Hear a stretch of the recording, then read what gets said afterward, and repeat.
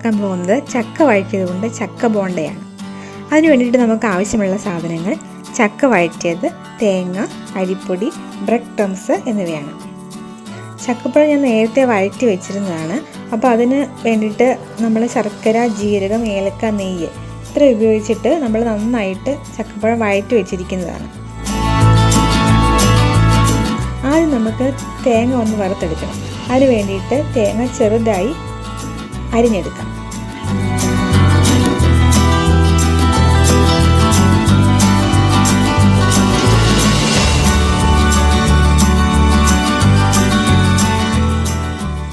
കണ്ടോ, ഈ ഒരു വലുപ്പത്തിൽ നമുക്ക് അരിഞ്ഞെടുക്കാം.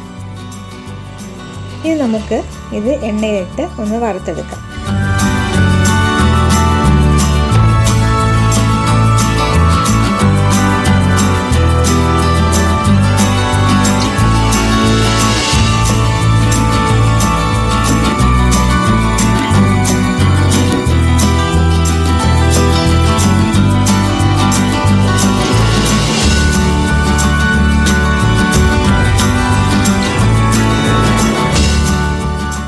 ഒത്തിരി ഡാർക്ക് കളർ ആവണ്ട, ഏകദേശം ഈ ഒരു കളർ ആകുമ്പോഴേക്കും നമുക്ക് ഇത് കോരിയെടുക്കാം.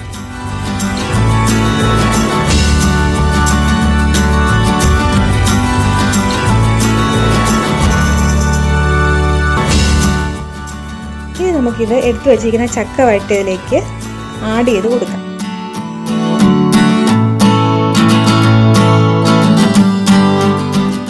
എന്നിട്ടിത് നന്നായിട്ടൊന്ന് മിക്സ് ചെയ്തെടുക്കാം.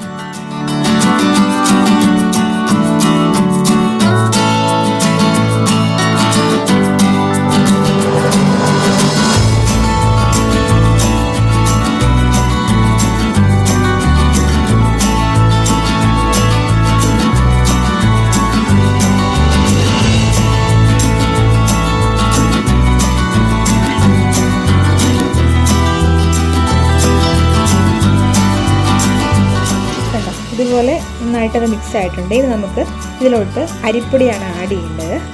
ആഡ് ചെയ്യുമ്പോൾ നമ്മളത് അരിപ്പൊടി കുറച്ച് ആഡ് ചെയ്യണം. കാരണം എന്താണെന്ന് വെച്ചാൽ നമ്മൾ ആഡ് ചെയ്യുമ്പോൾ ഒത്തിരി കൂടിപ്പോയി കഴിഞ്ഞിട്ടുണ്ടെങ്കിൽ അത് ഒത്തിരി ഹാർഡായിപ്പോകും. അപ്പോൾ നമ്മൾ ആദ്യം കുറച്ച് ആഡ് ചെയ്ത് കൊടുക്കാം.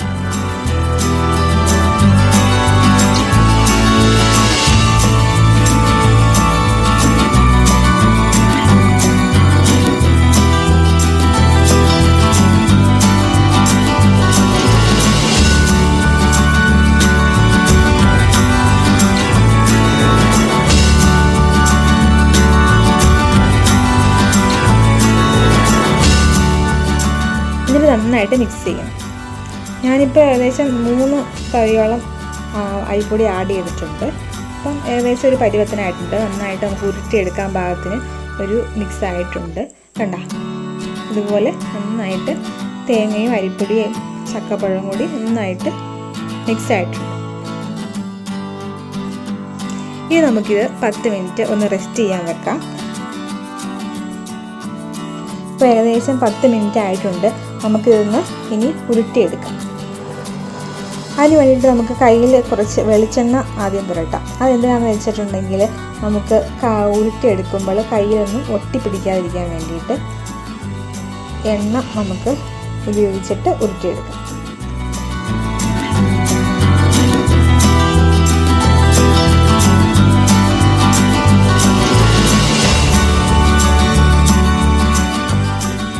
കണ്ട, ഈ ഒരു വലുപ്പത്തിലാണ് ഞാൻ ഇപ്പോൾ എടുത്തിരിക്കുന്നത്.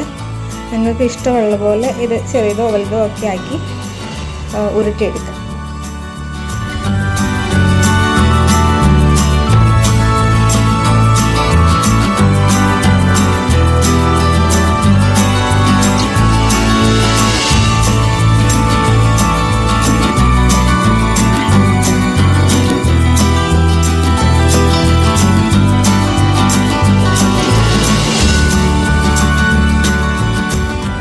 എല്ലാം നന്നായിട്ട് ഉരുട്ടിയെടുത്തിട്ടുണ്ടെങ്കിൽ നമുക്കിത് ഫ്രൈ ചെയ്തെടുക്കണം.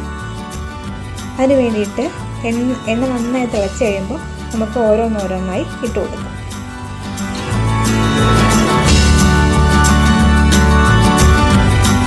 നമ്മൾ മീഡിയം ഫ്ലെയിമിലാണ് ഇത് ഫ്രൈ ചെയ്യാവുള്ളൂ.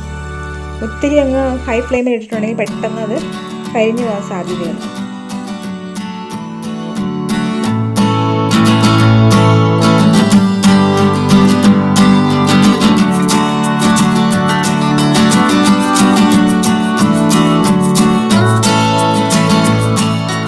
ഇടയ്ക്ക് ഇത് തിരിച്ച് മറിച്ച് വിട്ട് ഫ്രൈ ചെയ്യണം.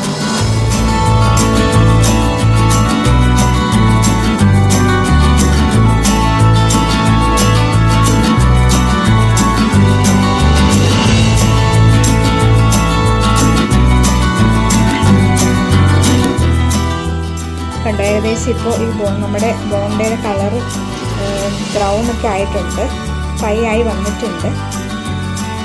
ഇനി നമുക്കിത് കോരി നമ്മൾ എടുത്ത് വെച്ചിരിക്കുന്ന ബ്രെഡ് ക്രംസിലേക്ക് ഇട്ട് ഒന്ന് മുക്കിയെടുക്കും.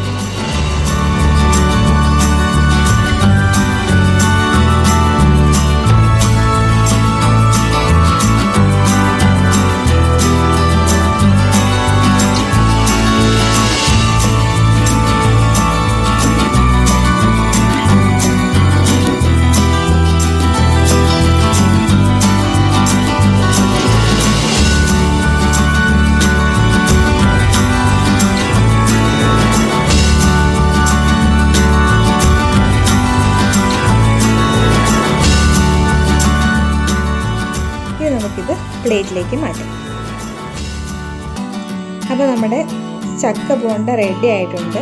വളരെ പെട്ടെന്ന് ഉണ്ടാക്കാൻ പറ്റുന്ന ഒരു സ്നാക്സാണിത്. നിങ്ങൾക്ക് എല്ലാവർക്കും ട്രൈ ചെയ്ത് നോക്കാം.